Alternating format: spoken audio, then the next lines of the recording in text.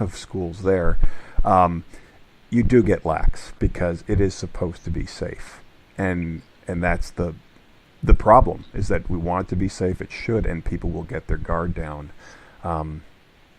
So let's move on to cut to the case, because I'd like to get into, have people understand what it is that you all are doing. Yeah, so actually when Premika and I started Cut to the Case, we were actually called WanderWeb, and we were focusing more on public safety. So we were looking to just work on general public safety on college campuses. But then we kind of sat down and reevaluated and thought, like, sexual assault is actually a very prevalent problem, not only on our campus, but campuses across the nation. So then we began to delve into research on rape kits, and we discovered that there were over 400,000 backlogged rape kits in the United States. And this was very eye-opening to us, because before doing this research, we didn't even know what a rape kit was.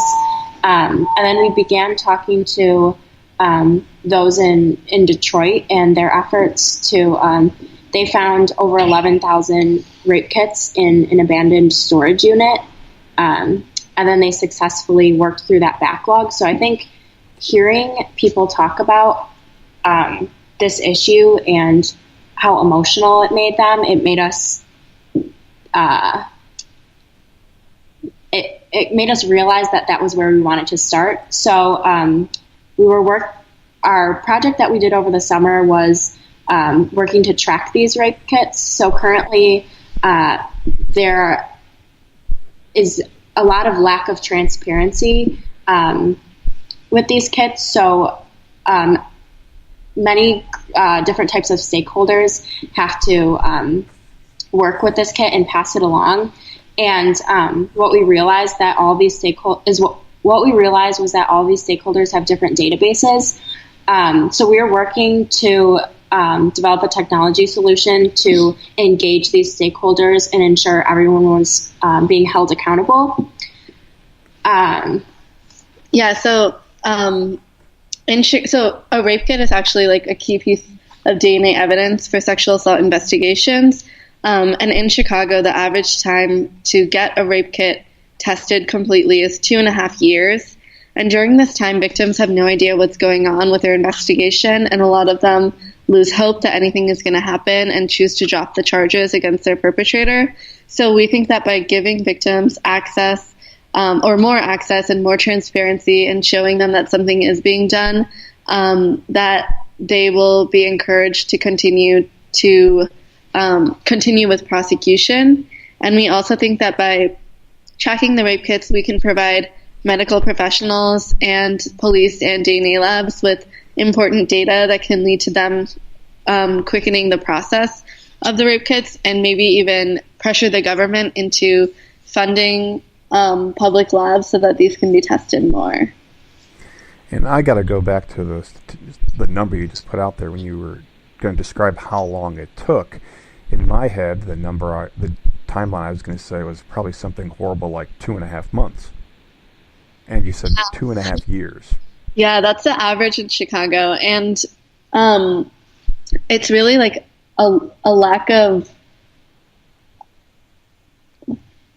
prioritization, where these DNA labs have all the evidence sent to them, and sexual assaults aren't necessarily at the top of their list.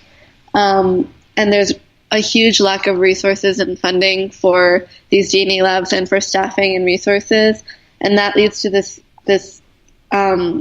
really big bottleneck effect, where these kits just aren't being tested or are shelved for months and months, and nothing happens. And you mentioned, again,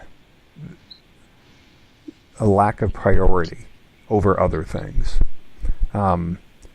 Is it me, or can I get information from Ancestry.com on, how many parts of Europe I might belong to without any problem, but we can't get these other things tested where there's an actual crime? Yeah, it's pretty sad, but a lot of that's what we heard from a lot of people is you can do Ancestry.com, 123me, and get results within 24 hours. But for these kits, it takes 2.5 years. And some of the backlogged kits have been sitting there for 30 years. 30 years? Yes. Yeah. I mean, at that point, there's almost no point to dealing with those. I mean, it's not respectful to the victim who put it in, but with regards to what can be done.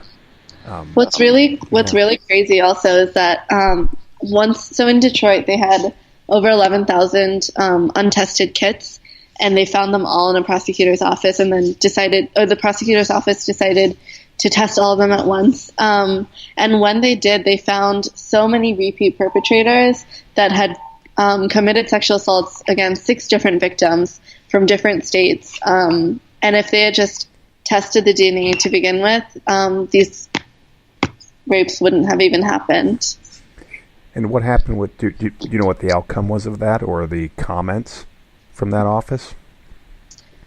I think that the police department, someone decided 30 years ago or longer that these just weren't worth testing and put them in storage. And it took someone to find them and care about it and push the issue in order to get them actually tested. Well, I said that this is not the type of stuff that, a father of 4 teenage girls wants to hear, but at the same time, not hearing about it doesn't fix anything. I mean, that's for sure. So you're working on the tracking right now to make sure these kits don't go literally into the abyss. Mm-hmm. What other things do you see you'll be able to accomplish, or hope to? What are you thinking are additional steps that can be taken? So I think another really big problem is that people don't feel comfortable reporting. And in regards to that, we're developing a web application so that victims can log on and create a report of their assault. And we guide them through a bunch of questions to get as detailed a report as possible. And at the end, they'll have the option to save it in case they want to report later. Because a lot of victims only choose to report a year or more after their assault actually occurs. And in that case, a year later, they might not have the best memory of events. And if they do choose to go to prosecution, like the defense attorney might say, like, oh, like, it's been a year. How can you be sure that this is what happened?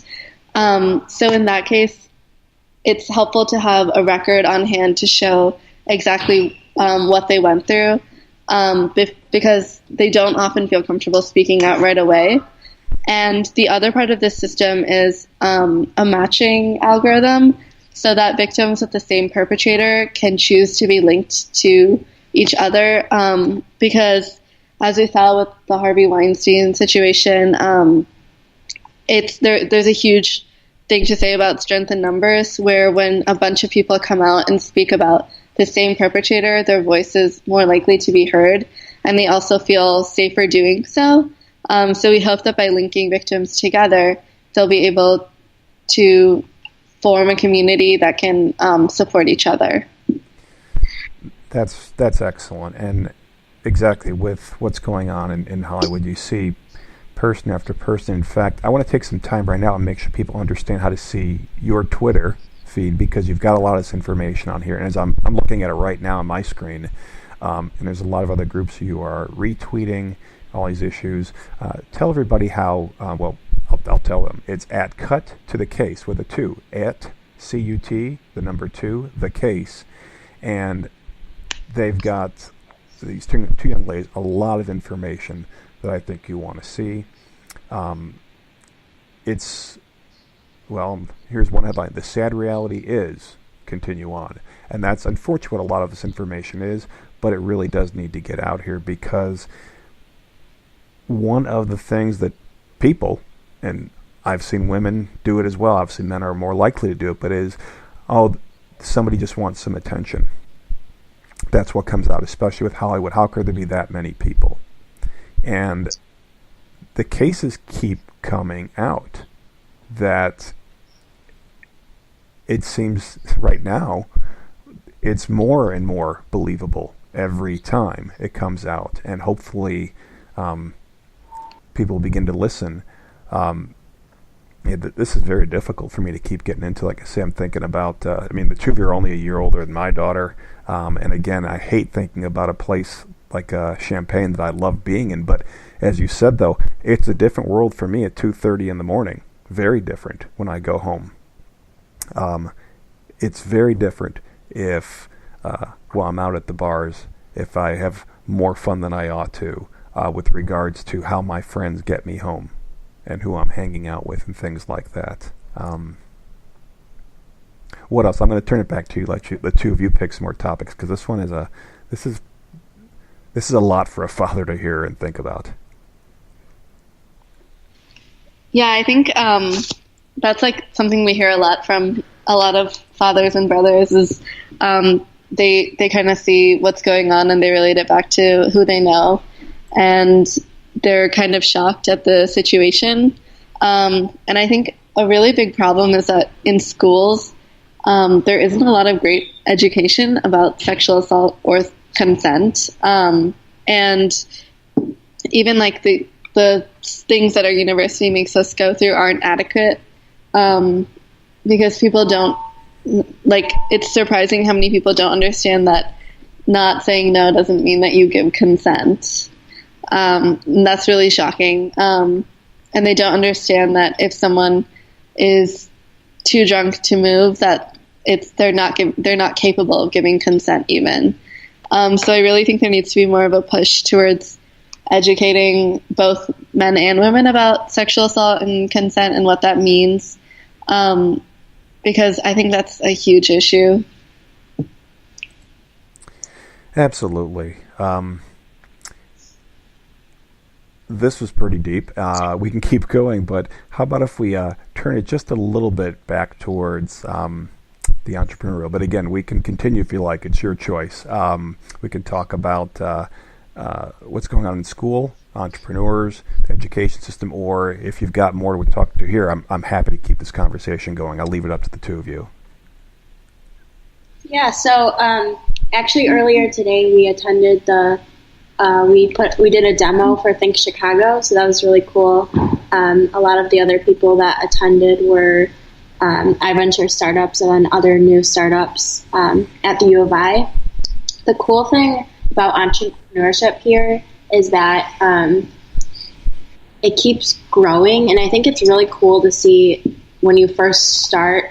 I think when I started with Maker Girl, I didn't really consider myself an entrepreneur, but as you begin to meet more people and get advice from others who are older than you and more experienced, I think it's cool to see how you grow as a person and how you grow to the point where you can help other people and help them develop their ventures as well.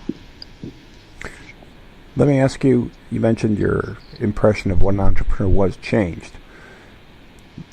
What did you think just before you got into iVenture and these other groups and these other events? What did you think it was to be an entrepreneur?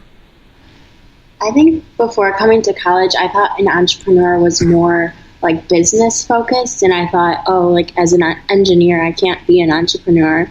But I think since coming to U of I and getting involved in Maker Girl, I not only discovered that entrepreneurship could involve technology, but also that there's a huge social aspect of it, and I have really loved getting involved with social entrepreneurship here at U of I. How about you, Premika? What were you thinking just before you got into it, and did that impression change afterwards? I think my impression of entrepreneurs wasn't necessarily like college students, but it was someone who was like older, had been successful already, and who knew what they were doing. And I think with the whole process with iVenture and meeting other entrepreneurs and talking to them, I realized that no one really knows exactly what they're doing. Everyone we talk to who is a successful entrepreneur has pivoted or changed their idea at least once, usually multiple times. And they all say, like, it's okay. Like, you don't have to know what you're doing at every single part of the process, as long as you keep researching. And that's the other part. I learned that like being an entrepreneur was